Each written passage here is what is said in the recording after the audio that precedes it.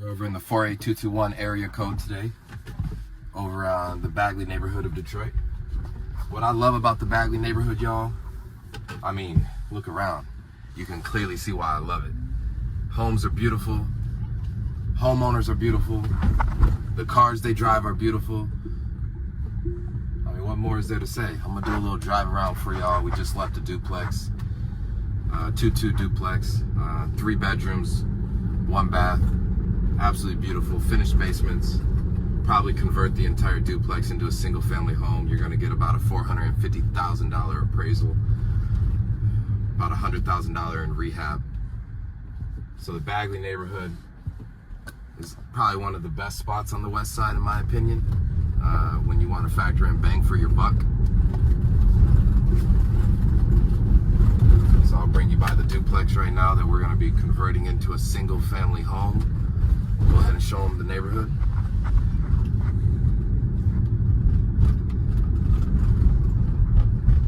These are primarily going to be homeowners, people with families.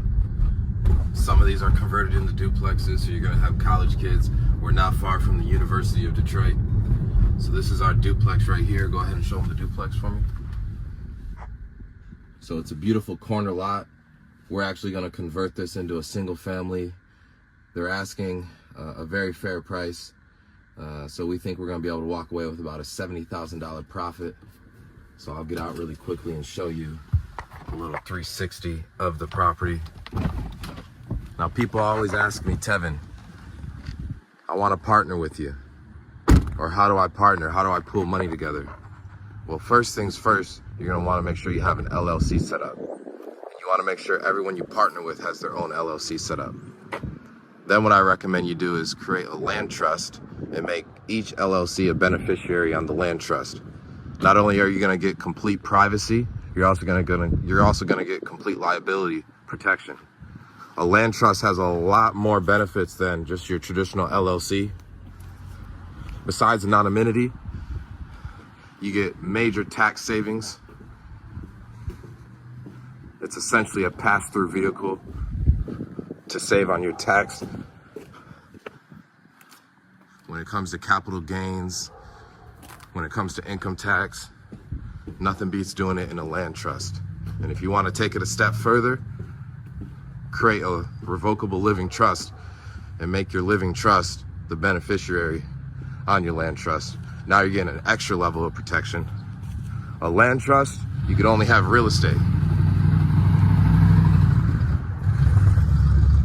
A land trust, you could only have real estate in there. A revocable living trust, you can have any asset in there. You don't have to deal with probate. If one of the beneficiaries was to pass away, because it's in a land trust, you can avoid a lot of that cost that you would have to go through with a probate, as well as the time period that it takes to liquidate a probate property. A lot of the times it takes up to 6 months if you're an investor to buy a probate property, which that takes time, it takes money.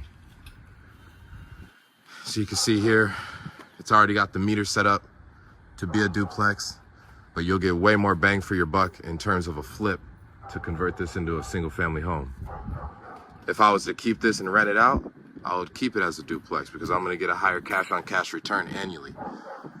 But for a quick flip, a family in the neighborhood is going to come in and buy this and make this their forever home. Normally I don't like corner lots because it depreciates the evaluation, but this is not a busy street, so I don't think it'll have that big of an effect, especially if we really spruce this property up. I wish there was a garage. It looks like maybe at one point there was. So that's one negative. But the inside is absolutely beautiful. So I'm gonna show y'all the interior now. Because it's a duplex, we're gonna make one of the kitchens a master bathroom. Since it already has all of the piping, we're gonna blow it out, make it the master bathroom, and then keep one of these kitchens and obviously open it up, add an island. You know, if you want to do a flip in Detroit, you got to put luxury stuff in there. You got to put granite. You got to put, if there's wood floors, you want to restore the wood floors. If there's not, you want to put nice tile. Otherwise, your end buyer is going to come in and not give you premium pricing. If he has a first-time home buyer for over your asking price, and you put everything in the home and made it the best it could be, he'll give you his entire first-time homebuyer mortgage approval, which a lot of the times exceeds your asking. So if you're asking $300,000 and they absolutely love the home and they were approved for $325,000, a lot of the times here they'll give you the full $325,000 so no one else takes the home. A lot of these houses here in these sought-after neighborhoods like Bagley, University District, Boston Edison, there's not a lot of complete rehab properties popping up. So when there is one that pops up, people jump on it. They want to start their families in these homes, but they want to make sure the home they buy is ready, it's turnkey.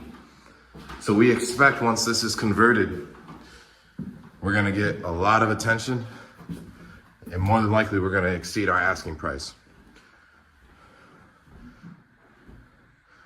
So we're gonna buy this house for around $180,000. We're gonna budget around $100,000 for the rehab, so $280,000 all in. And we're gonna list this property for $400,000. It's gonna be a 6'2", 6 beds, 2 baths.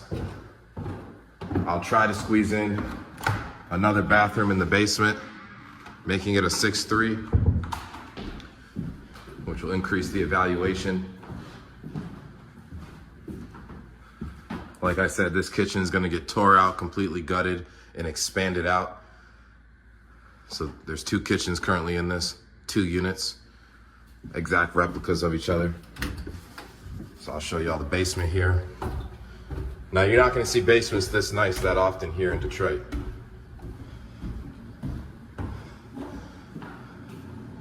This is an absolutely beautiful basement. Once it's completely finished, it will add a ton of value to the home. No foundation issues. Now there is currently a tenant in the other unit.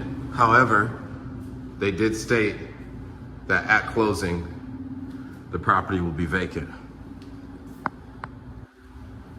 It is a requirement that we have when we buy a property that it must be vacant by closing. Here in Michigan, it is a very tenant-friendly state.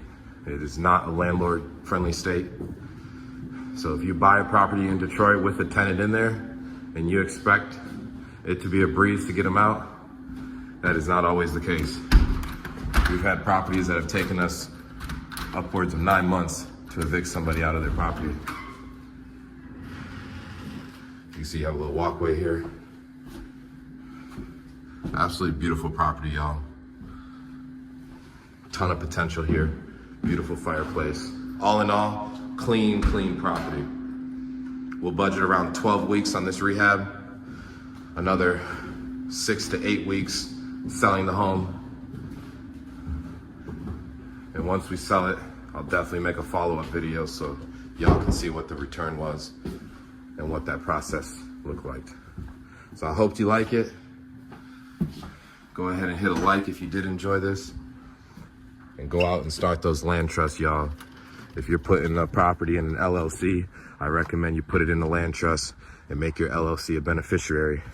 If you want us to take it a step further and really save on your tax burden, go ahead and create a revocable living trust and make that revocable living trust a beneficiary. If you want to take it a step further, create a corporation that your revocable living trust owns and make the corporation a beneficiary on the land trust. Now you're really layering it and protecting yourself from capital gains, liability, and privacy protection. So I hope y'all enjoyed this video. I'm not a CPA, so this is not financial advice, and I'm not an attorney, so this is not legal advice. So just take it at face value, y'all.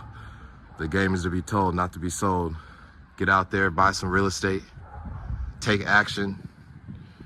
I'm not the smartest guy in the world, but I take action. And that's all it takes in real estate. Have a good one, y'all. Love.